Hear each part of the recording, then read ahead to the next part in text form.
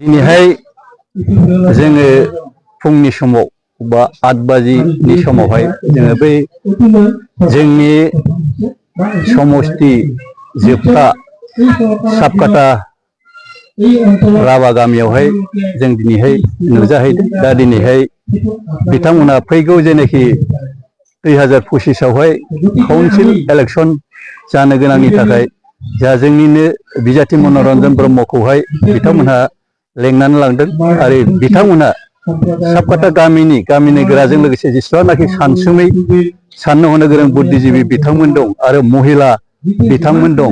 दिनैहाय बिराद अखानि गेजेरजोंबाबो जुब जुब अखानि गेजेरजोंबाबो बिथांमोना दिनैहाय बिथां मनरन्जन ब्रह्म बिथांखौ नुनानैहाय आरो बिथांखौहाय देरहासार खालामनो थाखाय अखानि गेजेरजोंबाबो बिथांमोना सासेबो सिखाङा फालानो दिनैहाय बिथांमोना जयनिं प्रग्रामखौहाय दिनैहाय साक्सेस खालायदों।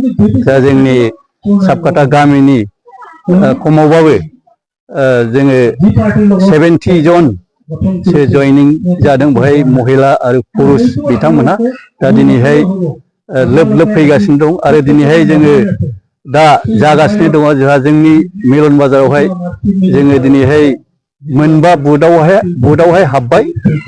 दा दिनैहाय मोनबा बुथआवबो बे साक्सेस।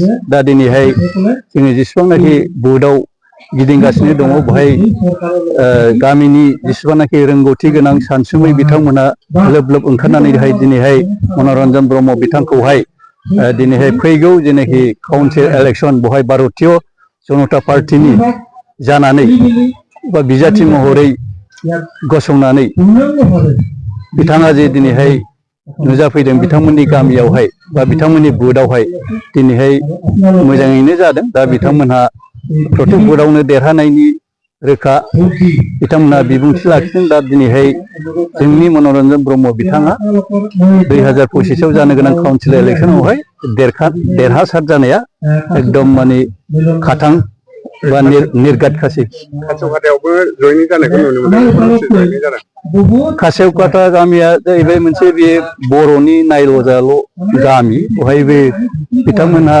दिनैहाय मनरन्जन ब्रह्मखौनो सापर्ट खालामनो थाखाय बिथांमोनहा बुंबाय। गामिनि गोराजों लोगोसे माखासे जाखांबोबाय थानाय बा फरायफुनाय सेंग्रा जोहोलाव बिथांमोनहा दिनैहाय बिथांमोना क्रिटिकेल अबस्थायाव दङ बा बिथांमोननि गामिया जाहैबाय मोनसे सेन्सिटिभ एरिया हिसाबैहाय दा दिनैहाय बिथांमोना सेफटिखौ नायनानै दिनैहाय बिथांमोना बिजेपि सरकारखौनो सापर्ट खालामनो होननानै बिथांमोना गामिनिफ्राय थिरांथा लाबाय।